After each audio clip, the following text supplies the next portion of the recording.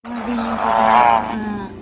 kadtong kagahapon nga nahitabo na ang mga bata nang hadlok tungod aning panghitabo nga ang ban nga ilang nakitaan sa kaban nga black na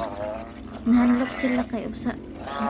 ban na sila ang ban gikahadlokan na sila mga bata kay napay daw, so mas lalo pa silang nahadlok kay black na ban ang nakita nila, sobrang dagan nila na nakakita sa ban.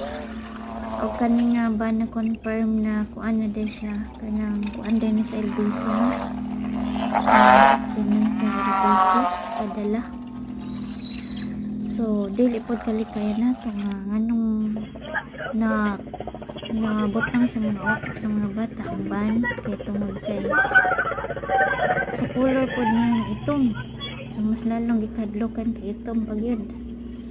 Bawal lang ito kanunay kay na mga ban po yun nga manguha ay yung mga bata, so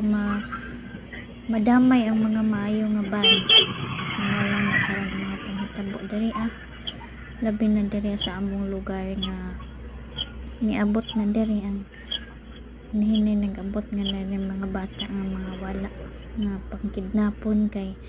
ang ilang modus ana panghuhaon nila kay either ilang isali sa kulto nila or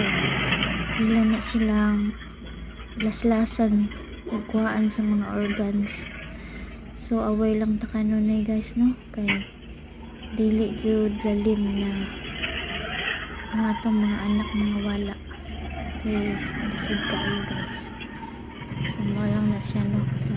salamat sa tanang nga nagapalo ug nagatanaw ning akong video. Salamat kaayo guys, pinaot ko nga daghan pa mo tanaw. Salamat, thank you Lord.